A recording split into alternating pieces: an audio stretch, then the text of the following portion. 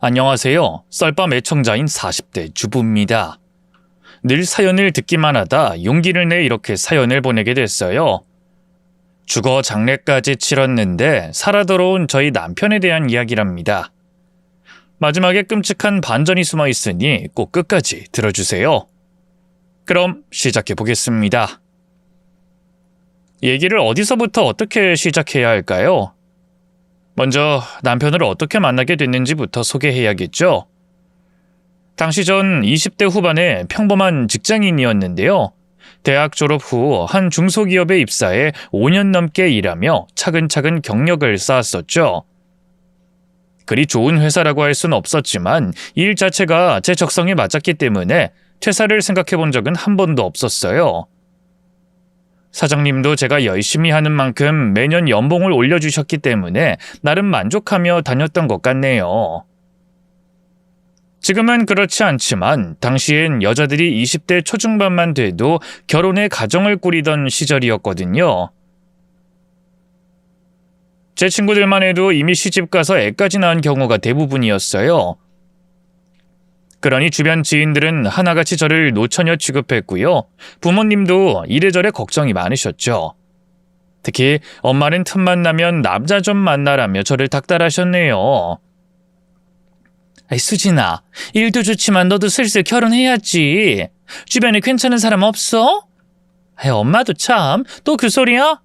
때 되면 어련히 알아서 만날까. 그 어련히가 대체 언제 오는 건데? 이러다 너 노처녀로 평생 혼자 살까봐 엄만 너무 무서워. 알아? 엄마, 나 아직 30도 안 됐는데 왜 이렇게 호들갑이야? 눈 한번 깜빡여봐라. 금세 30 되지. 여자가 너무 나이가 많으면 남자들이 안 좋아해. 너보다 더 젊고 예쁜 여자들이 얼마나 많은데 한 살이라도 어릴 때 얼른 좋은 남자 잡아야지. 엄마의 잔소리는 끝이 없었지만 저는 애써 흘려들었어요. 그때만 해도 일하는 게 너무 좋았고요. 결혼이란 제게 너무너무 먼 나라 이야기 같았거든요. 한편으로는 꿈 많은 20대였으니까 운명적인 사랑을 꿈꿨던 것 같기도 해요. 왜 그런 거 있잖아요. 낯선 곳으로 여행을 떠나다가 우연히 한 남자를 만나 사랑에 빠진다거나 길 가다 만난 멋진 남자가 불량배한테서 절 구해준다거나 그런 영화 속에서나 나올 법한 로맨스를 은근히 기대했던 거죠. 하지만 현실은 영화가 아니었어요. 회사와 집을 오가는 지루한 일상 속에서 그런 특별한 인연이 생길 리 없었죠. 실제로 제가 남편을 만나게 된 계기는 너무나 평범했어요. 바로 친구의 소개팅이었죠. 30을 목전에 둔 어느 날 대학 친구로부터 오랜만에 술 한잔 하자며 연락이 왔어요. 반가운 마음으로 자주 가던 단골 술집에서 얼굴을 봤는데요. 술잔을 기울이던 중 친구가 뜻밖의 질문을 하더군요. 아이, 수진아, 너 아직 남자친구 없지? 응, 왜? 내 남자친구 회사 동료 중에 완전 괜찮은 사람이 있는데 한번 만나볼래? 에이, 됐어. 난 소개팅 같은 건 부담스럽고 별로야. 너무 거창하게 생각하지 마. 그냥 같이 밥이나 한 끼 먹는 거지. 진짜 괜찮은 사람이야. 나도 몇 번 본 적 있는데 사람이 모난 구석 없이 착하고 둥글둥글하다고 해야 하나? 뭐 얼굴이나 키도 그만하면 나쁘지 않고. 나쁘지 않고라는 건 잘생겼다는 건 아니네? 야, 그런 게 뭐가 중요하냐? 남자 얼굴 뜯어먹고 살 것도 아닌데. 진짜 결혼 상대를 딱인 사람이야. 한 번만 만나봐. 낯을 많이 가리고 말주변이 없긴 한데 그만큼 순진하다는 증거 아니겠어? 결혼은 그런 남자랑 해야지. 평소 같으면 친구의 권유도 그냥 흘려들었을 텐데 그날은 술이 좀 들어갔기 때문일까요? 아니면 몇 달 뒤면 나이 앞자리가 바뀐다는 생각에 조급함이 들었던 걸까요? 저는 친구의 제안에 못 이기는 척 알겠다고 했고요. 그 주 주말에 소개팅을 하게 됐어요. 첫인상은 꽤 괜찮았어요. 깔끔한 셔츠 차림에 정갈하게 빗어넘긴 머리, 그리고 약간은 어색한 미소까지. 친구 말처럼 눈에 띄게 잘생긴 건 아니었지만 그렇다고 딱히 못생겼다고 할 수도 없는 평범한 외모였죠. 안녕하세요. 저는 민재원이라고 합니다. 오늘 잘 부탁드립니다. 아, 예. 저는 김수진이라고 해요. 서로 어색하게 인사를 나누고 대화를 시작했는데요. 말주변이 없다던 친구의 말과 달리 그는 말을 참 잘했어요. 청산유수는 아니었지만 적당한 질문과 공감으로 편하게 대화의 물꼬를 터주더군요. 몇 마디 주고받는 사이 어색함은 금세 사라졌어요.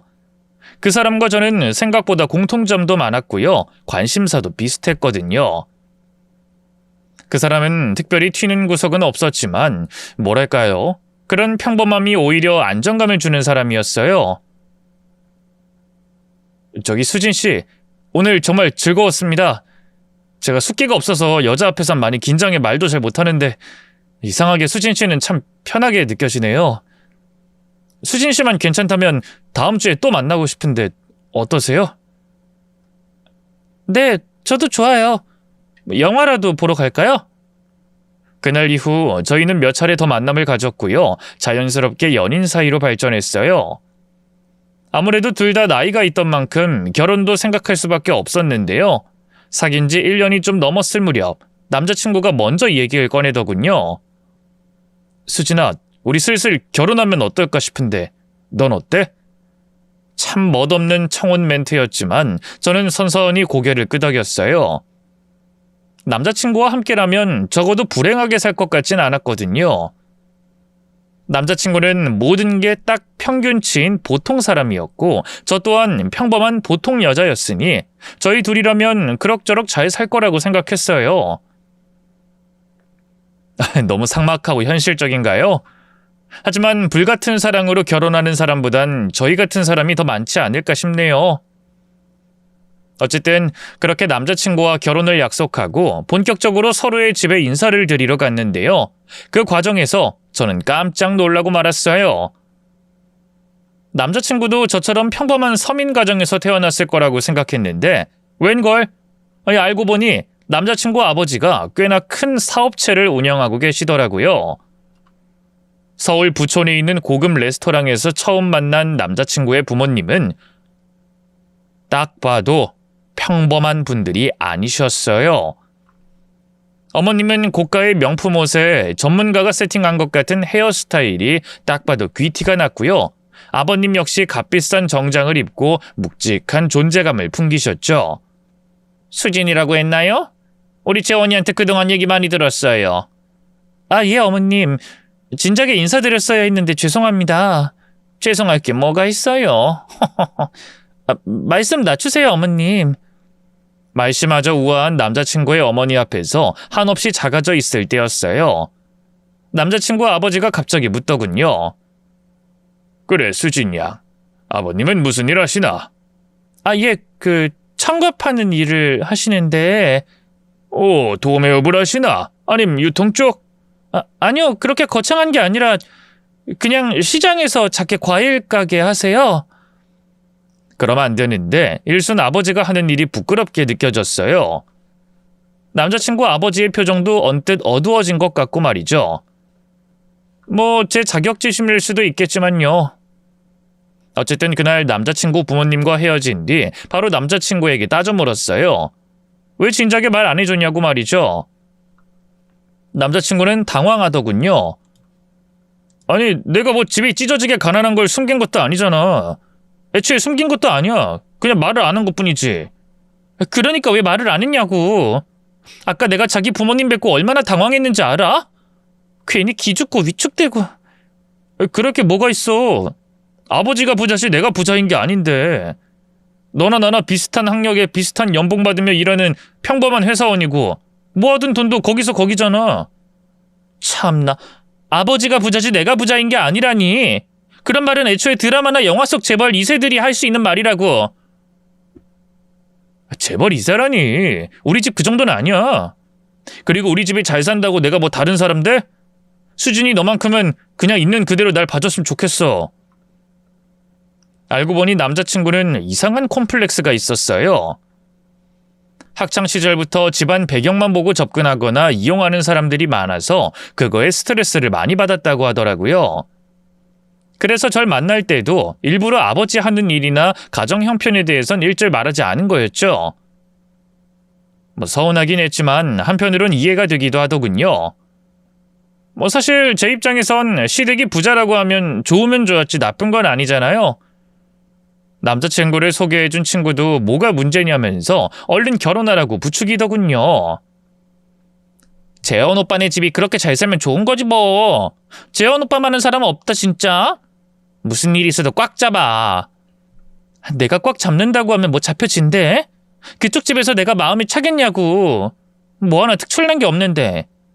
에이, 괜한 자격지심 아니야? 아니야. 얼마 전에 남자친구 부모님 만나고 왔는데 우리 아빠가 시장에서 과일 가게 한다고 하니까 아버님 표정이 바로 안 좋아지더라고. 하지만 제 걱정과 달리 남자친구네 집안에선 저를 딱히 반대하진 않았어요. 물론 두 팔 벌려 환영하는 것도 아니었고요. 그냥 뭐 둘이 좋아서 결혼하겠다면 해라 정도였다고나 할까요? 제 입장에선 참 다행스러운 일이었죠. 저희 부모님이야 당연히 남자친구를 마음에 들어 했고요. 그렇게 저와 남자친구는 결혼 얘기가 나온 지 1년 만에 식을 치르게 됐죠. 신혼생활은 나름 행복했어요. 시댁에서 얻어준 고급 아파트에 신전 살림을 차리니 마치 드라마 속 주인공이 된 기분이 들더군요. 남편 역시 기대했던 대로 성실하고 가정적인 가장이 되어줬고요.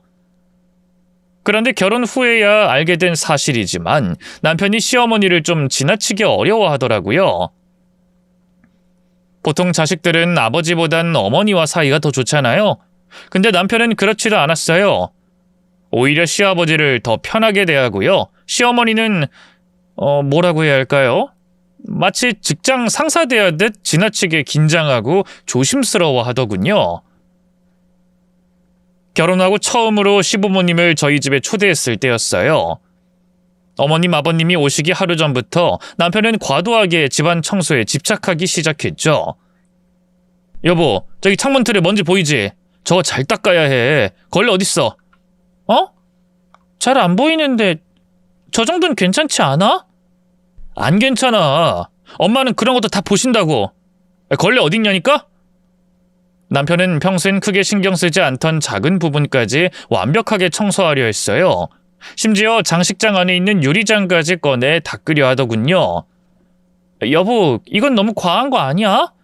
어머님이 아무리 깔끔하셔도 우리 집에 처음 오시는 건데 설마 이런 걸로 뭐라고 하시겠어? 뭐라고 하진 않아도 속으론 실망하시겠지. 그건 당신도 싫은 거 아니야? 첫 집들인데 잘 보이고 싶지 않아? 아니 뭐 그렇긴 한데. 그때까지만 해도 남편이 저를 위해서 그런다고 생각했어요. 제가 시어머니에게 혹시라도 점수를 잃을까봐 걱정돼서 그러는 줄 알았죠. 하지만 얼마 안가 그게 아니라는 걸 깨달았어요. 시부모님을 저희 집에 초대한 바로 다음 날이었어요. 일요일이라 남편과 함께 늦잠을 자고 배달 음식을 시켜 먹으며 여유를 즐기고 있었는데요. 갑자기 시어머니에게서 전화가 왔어요. 실컷 늘어져 있던 남편은 언제 그랬냐는 듯 자세까지 바로 하고 전화를 받았는데요. 이내 표정이 확 굳더군요. 네, 엄마. 네, 그렇습니다. 죄송합니다. 제가 미처 신경 쓰지 못했네요. 네, 바로 처리하겠습니다. 전화를 끊고 나자마자 남편이 한숨을 푹 쉬며 이마를 짚었어요. 왜? 무슨 일이야? 엄마가 어제 집들이 때 우리가 실수한 거 얘기하시네. 실수라니 어떤 거? 어제 거실 구석에 있던 전선들 정리가 안 돼 있어서 보기 안 좋았대. 솔직히 좀 황당했어요. 남편이 온 집안을 다 뒤집어 엎어가며 청소해서 집이 정말 깨끗했거든요. 어디든 먼지 한 털 안 나올 정도로 말이죠. 그런 남편 때문에 덩달아 긴장한 저도 음식 준비며 시부모님 대접에 더 신경 썼고요.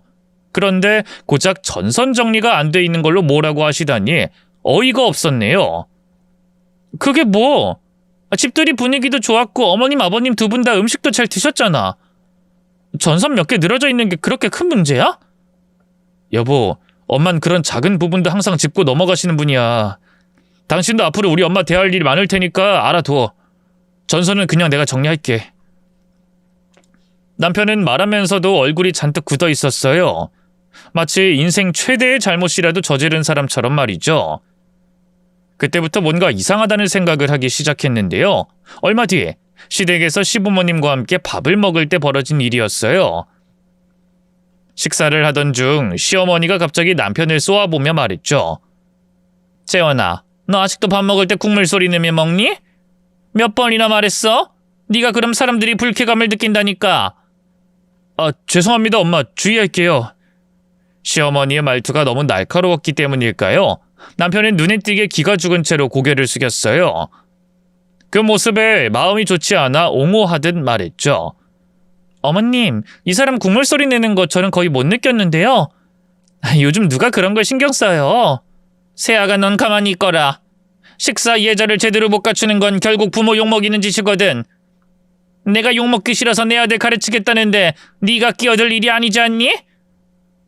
그렇게 적나라한 비난이 돌아올 줄은 꿈에도 몰랐기에 아무 말 못하고 굳어버렸는데요.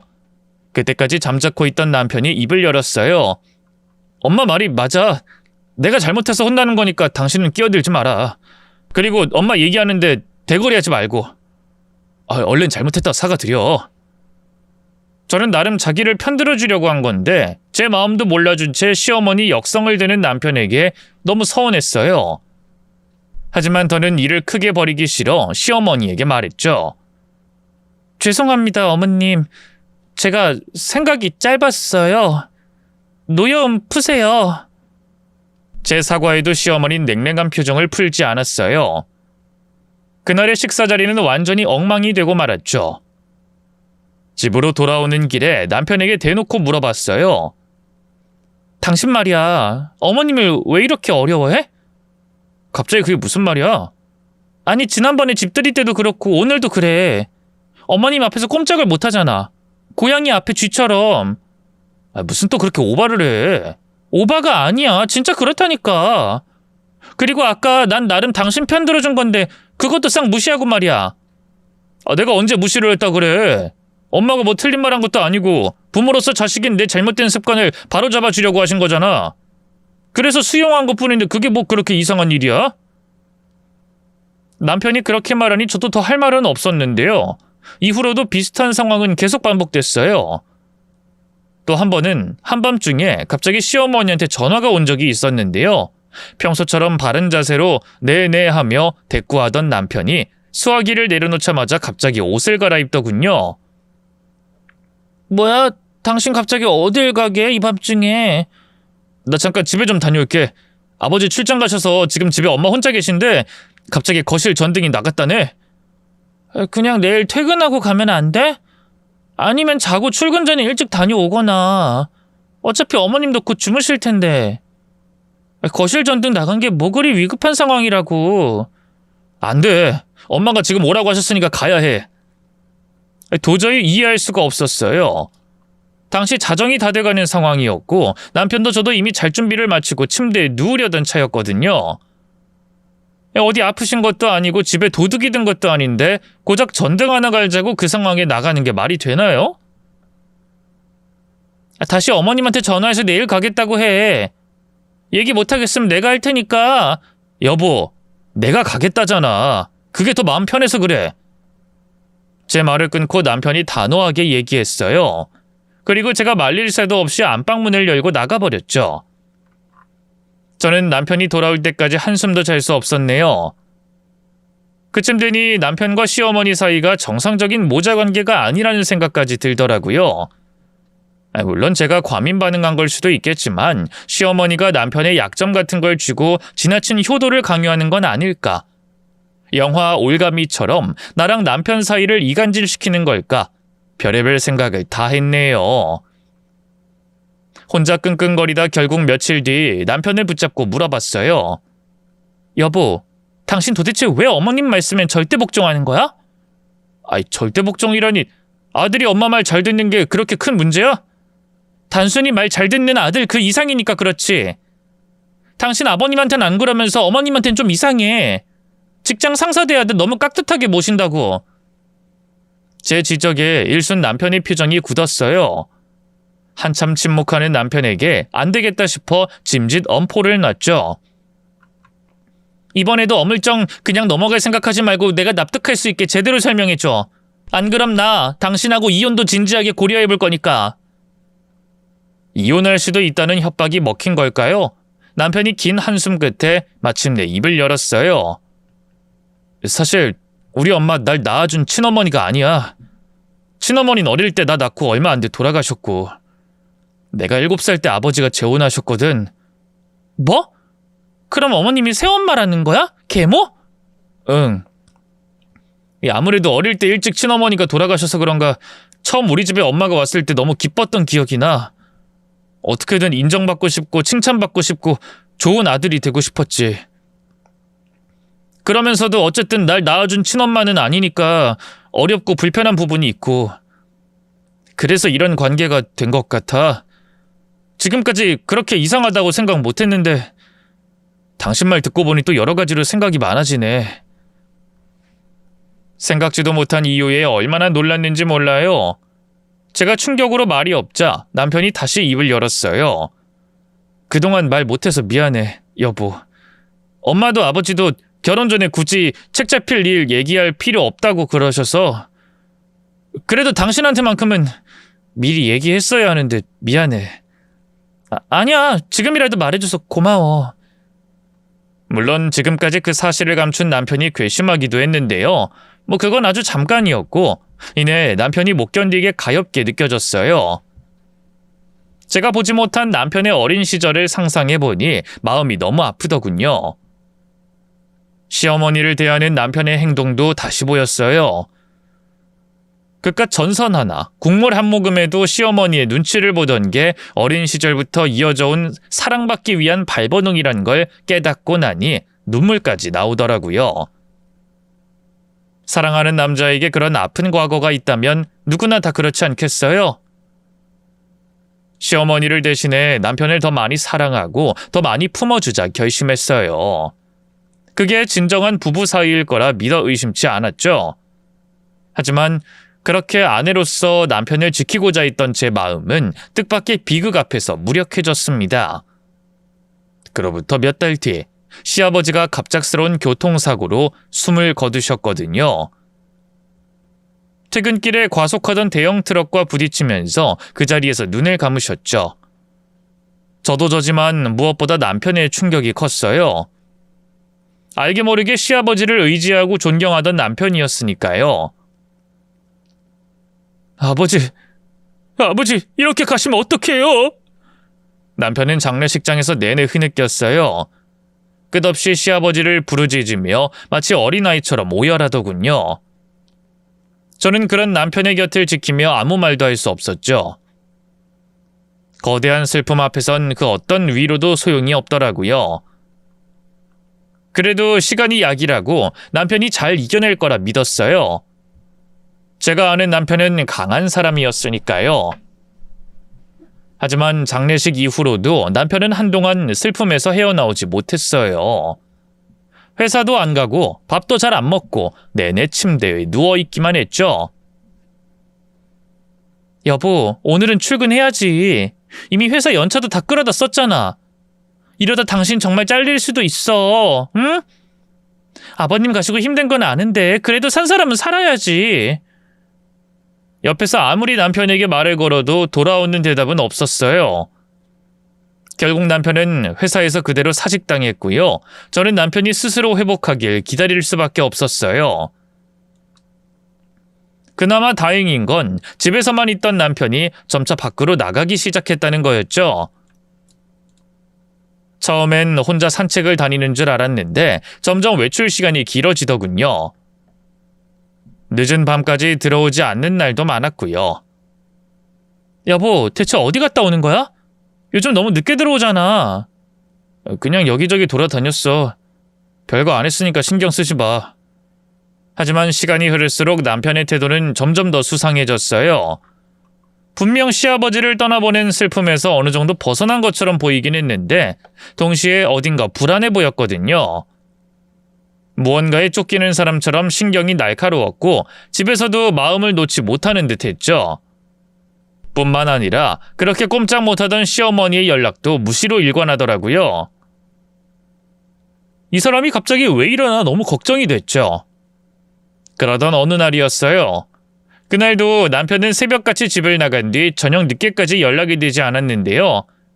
전화를 걸어보면 핸드폰이 꺼져 있다고 나오더라고요. 평소엔 한 번도 그런 적이 없었기에 불안감이 엄습했는데요. 경찰에 신고라도 해야 하나 고민할 때쯤 모르는 번호로 전화가 왔습니다.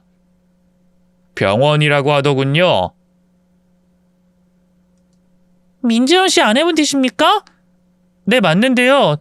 무슨 일이시죠? 안타깝지만 민지연 씨가 교통사고로... 병원 관계자의 말에 순간 머리가 하얘졌어요.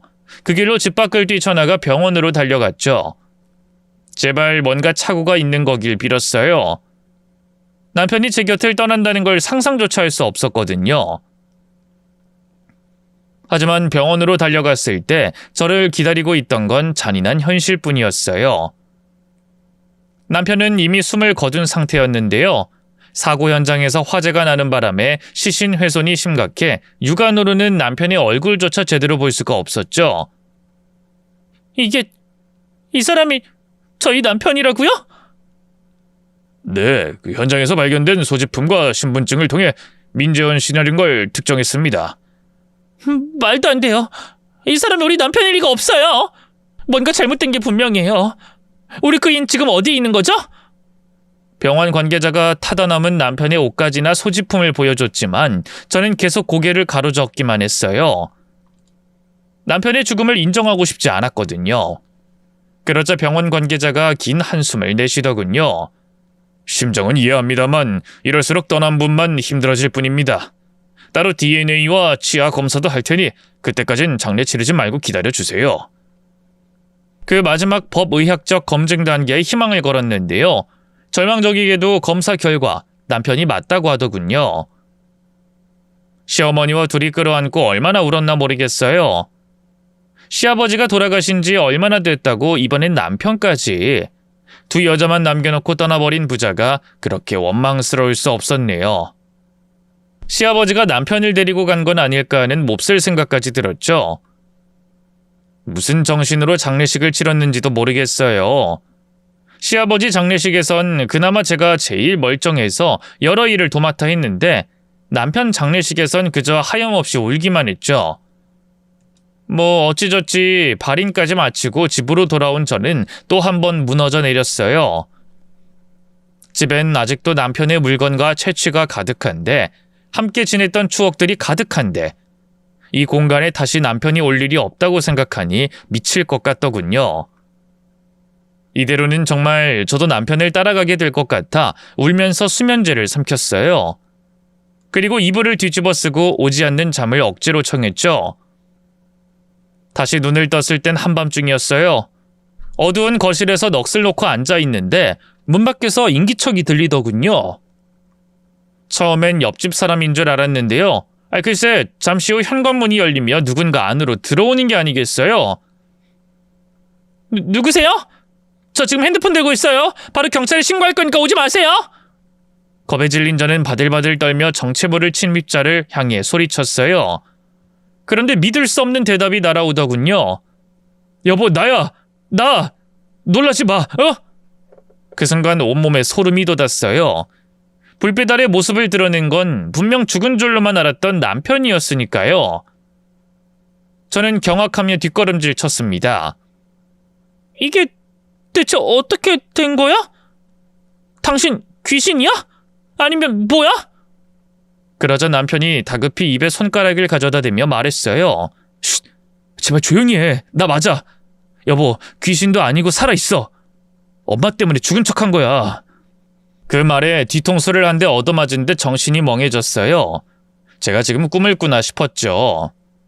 그래서 손을 들어 제 뺨을 꼬집어 보는데 그 사이 남편이 제 곁으로 다가왔어요. 그리고 저를 꽉 끌어안아 주더군요. 온몸을 사르르 녹이는 그 체온과 익숙한 채취에 남편이 살아있다는 걸 실감했죠. 정말 당신 맞구나. 살아있었어. 죽은 게 아니었다고. 그래 여보, 나 살아있어. 많이 놀랐지? 정말 미안해. 남편의 품에서 안도감에 얼마나 울었을까요? 이윽고 조금씩 감정이 가라앉으면서 정신이 돌아왔어요. 저는 남편의 가슴에서 살짝 얼굴을 떼고 물었죠. 대체 어떻게 된 거야? 분명히 당신은 죽었었는데. 내 손으로 장례까지 치렀는데 이게 무슨 일이냐고. 아까 어머님 때문에 죽은 척한 거라고 했지. 그게 무슨 뜻이야? 그러자 남편이 고개를 떨구며 낮은 목소리로 말했어요. 이렇게 안 하면 나도 엄마 손에 죽을 테니까. 뭐? 그게 무슨... 우리 아버지 말이야. 단순한 사고사가 아니었어. 엄마가 사람을 써서 교통사고로 위장해 죽인 거라고. 남편의 입에서 튀어나온 어마어마한 진실에 저는 입을 틀어막았어요. 정말이야? 확실해? 그래, 확실해. 아버지 돌아가시고 얼마 안 돼서 집에 갔다 우연히 엄마가 누군가랑 통화하는 걸 들었어. 알고 보니 아버지 모르게 다른 남자랑 진작에 눈이 맞은 상태였더라. 근데 그걸 아버지한테 들켰던 거지. 시어머니의 살인 동기는 너무나 끔찍했어요. 시아버지에게 외도 사실을 들키고 돈 한 푼도 못 받은 채 이혼당할 것 같자 상간남과 작정하고 흉계를 꾸민 거였죠. 남편은 시어머니의 통화 내용을 들은 뒤 흥신소에 의뢰해 이 모든 사실을 다 알아냈다고 하더군요. 얘기하면서 감정이 다시금 벅차오른 걸까요? 어느새 남편의 얼굴은 눈물로 범벅이 되어 있었어요. 재산 때문이었어. 아버지 앞으로 되어 있는 사업체랑 집을 노리고. 어떻게 그런... 사람 탈을 쓰고 어떻게 그런 짓을 할 수가 있어? 아버님이 어머님한테 얼마나 잘해주셨는데. 이제 와서 그런 걸 따져서 뭐해. 일단 빨리 당신 여권이랑 내 여권부터 찾아줘. 얼른 여기 떠나야 돼. 갑자기 여권이라니? 흥신소통에서 알게 된 사실인데 엄마가 나도 죽이려고 했었어. 아버지 재산을 독차지하기 위해서. 그래서 내가 역으로 병원을 매수해서 죽은 척했던 거고. 남편이 사고사로 자신의 죽음을 위장했던 이유도 뒤늦게 알게 됐어요. 시어머니에게 일종의 연막작전을 펼친 거였죠. 흥신소 직원과 사고를 꾸미고 불법 사설병원 의사를 매수해 무연고 시신을 자기 시신처럼 위장했다고 하더군요. 법의학 검사 결과도 다 바꿔치기 했고 말이죠. 세상에 어떻게 그런... 나한테라도 얘기를 해줬어야지. 내가 얼마나 놀랐는 줄 알아? 아니 놀란 정도가 아니었어. 난 당신 뒤를 따라갈 생각까지 했다고. 제 외침에 남편이 입술을 깨물며 침음했어요. 미안해 여보. 상황이 너무 급박하게 돌아가서 어쩔 수가 없었어. 어쨌든 빨리 여권부터 찾아서 여길 뜨자. 뜨자니? 어디 해외로 도망이라도 치자는 거야? 그래. 엄마가 나야 죽은 줄 알고 있지만 당신은 아니잖아. 아버지한테 상속받는 내 몫의 유산이 상당 부분 당신한테 갈 테니 당신을 죽인 다음 그걸 가로채려 할 거야. 남편의 급박한 상황 설명에도 도무지 현실감이 들지 않았어요. 문득 남편이 망상장애를 앓고 있는 건 아닐까 하는 의심도 들더군요. 글쎄, 난 잘 모르겠어. 어머님이 아버님을 죽였다는 것도 못 믿겠고. 아이, 미치겠네 진짜. 이걸 보면 좀 믿을래? 답답함에 가슴을 치던 남편은 제게 흥신소가 찍힌 동영상을 하나 보여줬어요. 흥신소 직원이 시어머니를 몰래 미행해서 촬영한 것 같았는데요. 영상 속에서 웬 제비 같은 젊은 남자와 진한 스킨십을 나누면서 시어머니가 그러더군요. 조금만 기다려. 이제 곧 그 인간 재산이 다 내 손에 들어올 테니까. 그럼 바로 자기 회사부터 차려줄게. 정말이야? 약속했다. 그래. 우리 자기 전부터 사업하고 싶어 했잖아. 내 앞으로 곧 수십억이 들어올 텐데 그 정도는 해줘야지. 그 사고 위장한 거 걸릴 가능성은 없는 거지? 트럭 운전수 입단속은 잘 시켰어? 걱정 마. 깜빵 갔다 오는 조건으로 그 인간 딸년 수술시켜서 살려줬는데 설마 배신하려고? 혹시 나중에라도 입 잘못 놀리면 바로 사람 고용해서 딸 죽여버릴 거라고 협박도 해뒀어. 절대 배신 안 할 거야. 아이, 그럼 됐고. 역시 일 처리하는 기가 막힌다니까. 그럼 내가 누군데. 술집 일하다 땡땡해서 사모님까지 된 몸이야. 제가 알던 우아하고 고상하던 시어머니는 온데간데 없었어요. 그저 상간남과 붙어먹으면서 남편 죽인 걸 자랑하는 쓰레기 같은 여자가 있을 뿐이었죠. 충격적인 일은 거기서 끝이 아니었어요. 진한 입맞춤을 또 한 차례 나눈 후 상간남이 다시 시어머니에게 묻더군요. 아, 당신 아들은 혹시 뭔가 눈치챈 것 같지 않아? 아들은 무슨? 난 그런 멍청한 아들 둔 적 없네요. 그놈이라면 걱정 마. 내 말에 꼼짝도 못하는 버러지 같은 놈이니까. 지금도 지 아빠 죽었다고 질질 짜기만 하고 있지 아무것도 모른다고. 머저리 같은 놈. 어릴 때 하도 쥐업해서 그런가? 내가 인상만 써도 오줌 마려운 똥강아지처럼 어쩔 줄 몰라 한다니까. 낄낄대는 시어머니를 끝으로 영상이 끊겼어요. 저는 충격에 빠진 눈으로 남편을 올려다봤죠. 당신 어머님한테 맞고 살았어? 그래서 그렇게 어머님을 두려워했던 거야? 남편은 아무 말하지 않았지만 그 침묵만으로도 긍정의 대답을 들은 거나 다름없었어요. 어쩐지 이상하다 싶었죠. 단순히 새어머니라서 그렇다기엔 남편이 시어머니한테 너무 꼼짝 못했으니까요. 왜 나한테 얘기 안 했어? 알았으면 그런 엄마 자격도 없는 여자 내가 절대로 가만 안 뒀을 텐데. 제 울분에 찬 말에 남편이 씁쓸하게 웃었어요. 당신이 무슨 재주로. 우리 엄마 진짜 무서운 사람이야. 괜히 함부로 엮이지 않는 게 좋다고. 어쨌든 이제 내 말 믿어주는 거지? 그럼 얼른 짐부터 싸. 하지만 저는 도망치자는 남편의 말에 동의할 수 없었어요. 시아버지가 시어머니의 흉계로 돌아가셨는데 그걸 경찰에 신고하긴커녕 그냥 도망치자고만 하는 남편을 이해할 수 없었죠. 그럼 아버님은 어떻게 돼? 억울하게 돌아가셨는데 당신은 그걸 알고도 가만히 있을 거야? 그러자 남편이 창백하게 질린 얼굴로 다시 말했어요.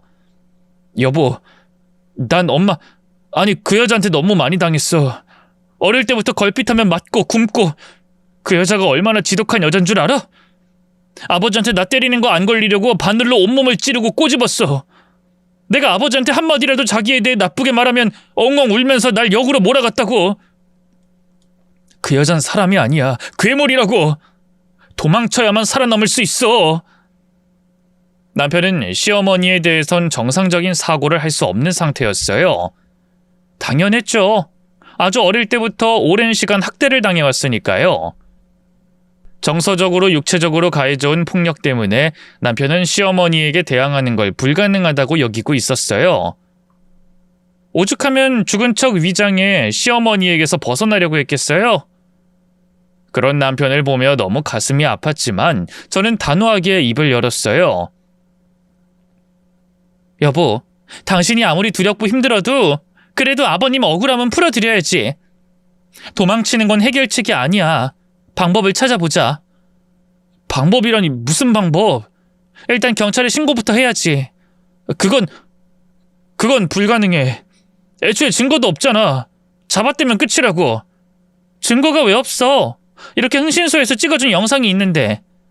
이건 거기 직원이 불법으로 몰래 찍은 거잖아. 이런 건 증거로 채택되기 힘들어. 이미 변호사 통해서 나도 알아볼 만큼 다 알아봤다고. 남편의 말에 좌절한 것도 잠시. 이내 저는 입술을 앙 다물며 말했어요. 증거가 없으면 만들면 되지. 이대로 도망가면 억울하게 눈 감은 아버님은 원통해서 어떡해? 당신이 아주 어릴 때부터 어머님한테, 아니 그 여자한테 학대당해와서 그 여자를 두려워하는 건 알아. 하지만 그걸 이겨내야지. 아버님뿐 아니라 당신 자신을 위해서라도. 제 말에 남편의 두 눈이 흔들리기 시작했어요. 잠시 후 남편이 낮은 목소리로 입을 열었어요. 증거를 만들면 된다니 뭔가 생각해둔 게 있는 거야? 나만 믿어. 그렇게 저는 불안해하는 남편을 앉혀두고 작전을 세우기 시작했어요. 치밀하게 계획을 정리한 뒤 이튿날 바로 시어머니에게 연락했죠. 남편 재산 문제로 상의드릴 게 있다고 하니 바로 저희 집까지 한 걸음에 달려오더군요. 얼마 지나지 않아 시어머니가 도착했고요. 저는 남편을 창고방에 숨어있게 한 다음 현관문을 열었어요. 모든 진실을 다 알고 난 다음이라서일까요? 우아하게만 보였던 시어머니의 얼굴이 더없이 탐욕스럽고 천박해 보이더군요. 그래, 좀 괜찮니? 장례식장에서도 내내 울기만 해서 걱정이 많았다. 네, 이제 좀 괜찮아졌어요. 너나 나나 팔자 한번 참 사납구나. 고부가 졸지에 나란히 남편을 잃고 과부가 되었으니. 슬퍼하는 척하는 시어머니를 보면서 어찌나 구역질이 치밀던지요. 하지만 티를 낼 수는 없어 묵묵하게 고개를 끄덕이기만 했죠. 그러자 잠시 후 시어머니가 다시 입을 열었어요. 그나저나 무슨 일로 날 부른 거니? 재원이 재산 문제라니 구체적으로 말해보렴. 그게 재산 문제라기보단 그이 사고 말인데요. 어머님 정말로 우연이었을까요? 그 말에 시어머니의 손이 멈칫했어요. 찻잔을 들고 있던 손이 약간 떨리는 게 눈에 보였죠. 무슨 소리를 하는 거야? 사고가 아니면 뭐겠다는 거니? 이상하잖아요. 아버님 돌아가신 지 얼마나 됐다고 이번엔 그 사람까지 누군가 악의를 갖고 일부러 그런 게 아닐까 싶어요. 이상한 게 한두 가지가 아니라서 어머님 가시는 대로 당장 경찰서에 가보려고 해요. 아버님이랑 그 사람이 당한 사고 전부 제대로 파헤쳐달라고 할 거예요. 그러자 시어머니가 당황한 것도 잠시 이내 억지 웃음을 짓더군요. 얘는 뭐가 그렇게 이상하다고. 안 그래도 집안 분위기가 말이 아닌데 괜히 들쑤지지 말거라. 그냥 운이 없었던 것뿐이야. 비극적인 사고였던 거라고. 시어머니는 끝까지 잡아댈 작정인 것 같았어요. 저는 녹음기가 켜져 있는 걸 확인하며 마지막 쐐기를 박았죠. 비극적인 사고라니 어머님. 그 사람 사고는 몰라도 아버님 사고는 아니라는 거 제가 다 알고 있어요. 어머님이 상간남하고 짜고 아버님 돌아가시게 만든 거잖아요. 그 순간 시어머니의 얼굴이 야차처럼 일그러졌어요. 아니 얘가 무슨 큰일 날 소리라는 거야? 네가 대체 뭘 안다고? 그만하세요. 저 이제 다 알아요. 어머님이 아버님을 죽인 이유도 또 그 사람한테 그동안 어떻게 했는지도요. 너 단단히 미쳤구나. 아무리 재원이 일로 상심이 크다지만 이렇게 날 살인자로 몰아가다니 제정신이 아니야. 경찰서 갈 생각 말고 정신병원에 나가버렴. 시어머니는 그 말의 끝으로 벌떡 일어나려고 했어요. 그래서 저는 재빨리 핸드폰을 꺼내 동영상 하나를 보여줬죠. 다름 아닌 남편이 흥신소를 통해 수집한 그 동영상이었네요. 선명하게 녹화된 자기와 상간남의 모습에 시어머니는 그대로 얼음처럼 굳어버렸어요. 황망하게 선체로 넋을 놓아버렸죠. 너 그런 걸 대체 언제 찍은 거야? 글쎄요, 그게 중요한가요? 제가 이 영상을 갖고 경찰서에 가면 어떻게 될까요? 그때도 어머님이 잡아댈 수 있을까요? 인연이 진짜. 시장에서 과일 장사하는 천건 밑에서 큰 주제 우리 집 며느리 되겠다가 욕심 부릴 때부터 알아봤어야 돼. 내가 널 왜 받아준 줄 알아? 뭐 하나 잘난 거 없는 게 재원이 그 한심한 놈 짝으로 딱이다 싶어서 허락한 거야. 근데 지 분수도 모르고 감히 나한테 덤벼? 아버님 사고사로 위장이 죽이신 거 인정하는 거죠? 그래, 내 남편 내가 죽였다. 그래서 네가 뭐 어쩔 건데? 넌 아무것도 못해. 지금 여기서도 너도 내 손에 죽을 테니까. 시어머니는 벌떡 일어나더니 탁자에 있던 화병을 깨 유리 조각을 손에 쥐었어요. 그리고 위협적으로 제게 다가오더군요. 저는 너무 무서웠지만 최대한 침착한 척 뒤로 물러서며 소리쳤어요. 어머님 이러지 마세요. 지금 멈추세요. 안 그럼 정말 경찰에 닥치고 그냥 죽어! 하지만 시어머니는 멈추지 않았고요. 바짝 다가와 유리를 제게 휘두르던 바로 그 순간 작은 방문이 열리면서 숨어있던 남편이 뛰쳐나왔어요. 그리고는 온 힘을 다해 시어머니를 저지하며 소리쳤죠. 움직이지 마! 이 사람한테 손 하나라도 댔다간 가만 안 둘 거야 진짜! 네가 어떻게 여기? 시어머니는 기겁하던 것도 잠시 이내 두 눈에 불을 켰어요. 오호라, 이제 보니 짜고 치는 고스톱이었구나. 날 함정에 빠뜨리려고 죽은 척한 거였어. 오늘 네 년놈들 둘 다 내 손에 죽어봐라. 시어머니는 남편의 손아귀에서 벗어나려 악을 썼지만 이미 한 번 각성했기 때문일까요? 남편은 옛날처럼 시어머니를 두려워하긴커녕 단호하게 제압했어요. 손에서 칼을 빼앗고 눕힌 뒤 온몸으로 짓눌렀죠. 어떻게 아버지한테 그럴 수가 있어? 아버지가 당신한테 얼마나 잘해줬는데 어떻게 당신이 사람이야?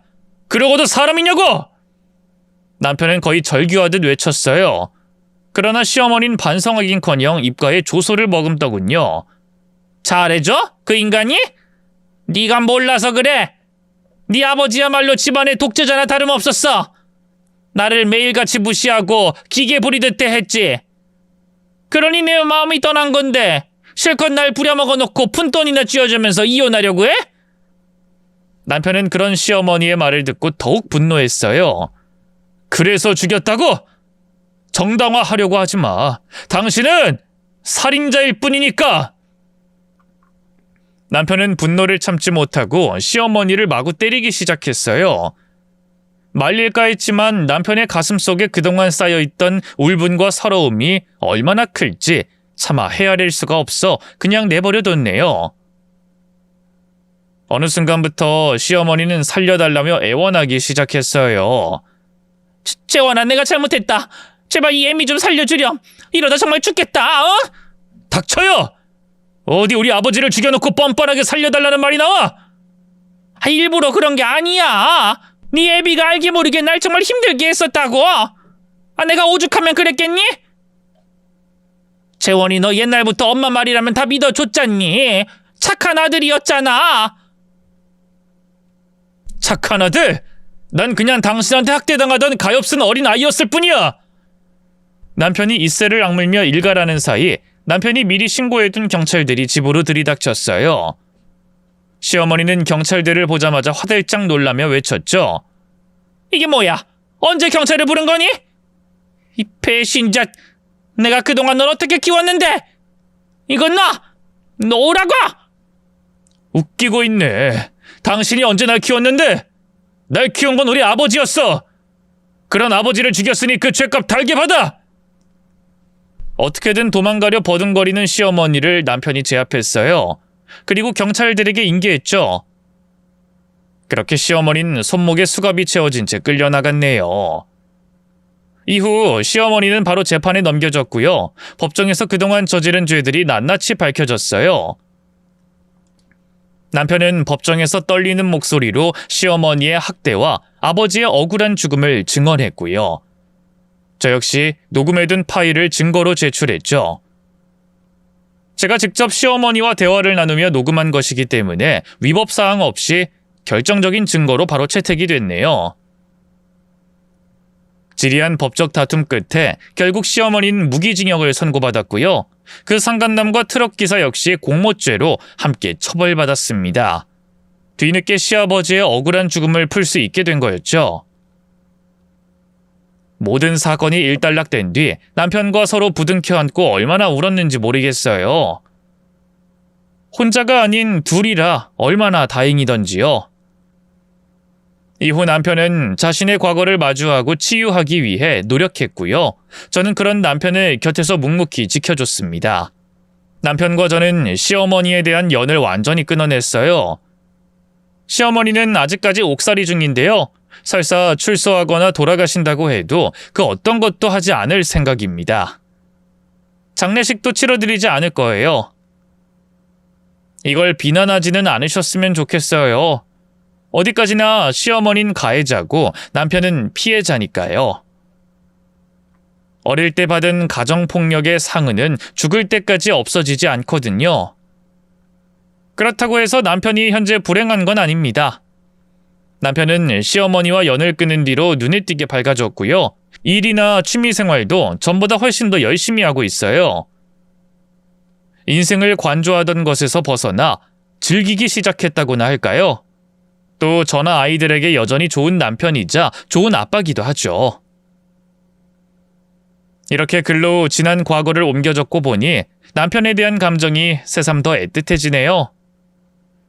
오늘은 남편 좋아하는 잡채랑 나물 몇 가지 좀 만들어줘야겠어요.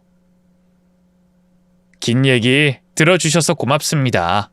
모두 건강하세요.